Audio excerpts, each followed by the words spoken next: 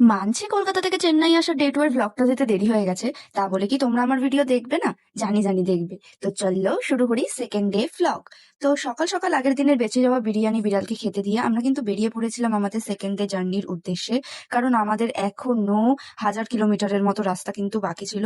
আর এটা হচ্ছে সেই জায়গাটা যেই জায়গায় কিন্তু আমরা আগের দিন রাতে স্টে করেছিলাম। আর দেখো সামনেই কি সুন্দর একটা পাহাড় দেখা যাচ্ছে। তো বেশি কথা না বাড়িয়ে আমরা বেরিয়ে পড়েছিলাম কিন্তু আমাদের গন্তব্যস্থলের দিকে। কিছুটা যেতে না যেতেই তো মনে পড়লো যে রোজকে খাবার খাওয়ানো হয়নি, তাই এখানে চলে এসেছিলাম রোজকে খাবার খাওয়াতে। খাবার খাইয়ে আমরা কিন্তু আবার আমাদের জার্নি শুরু করি। তারপরে রাস্তার ধারে একটা চায়ের দোকান দেখে আমরা বসে পড়ি একটু চা খেতে। সকাল সকাল চা খাওয়ার মজাটাই আলাদা। আর তার মধ্যে যদি সামনে থাকে এরকম একটা সুন্দর সিনারি, তাহলে কার না চা খেতে মজা লাগবে বলো।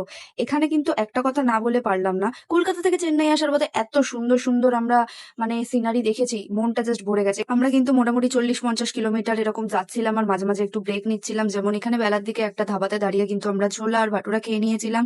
আর রোজেরও কিন্তু তারপরে আবার খিদে পেয়ে গেছিল, তাই রোজকেও আবার খাইয়ে নেওয়া হচ্ছিল। রোজের মিটারে কি দেখতে পেলে এখনো পর্যন্ত আমরা কতটা রাস্তা পেরিয়েছি, বাট আমাদের কিন্তু এখনো প্রচুর রাস্তা পেরোনো বাকি। তাই একটু কিন্তু বসে আরাম করে নিচ্ছিলাম, কারণ এতটা রাস্তা বসে বসে যাওয়া একদমই কমফোর্টেবল লাগছিল না।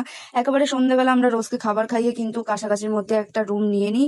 আর এখানে ও রুমটা দেখাচ্ছিল আমাদের রুমটা কোথায়, আর আমি এখানে পিছনে খাবার নিয়ে ঢং করছিলাম। তো আজকের ব্লগটা শেষ করলাম চিকেন রাইস দিয়ে।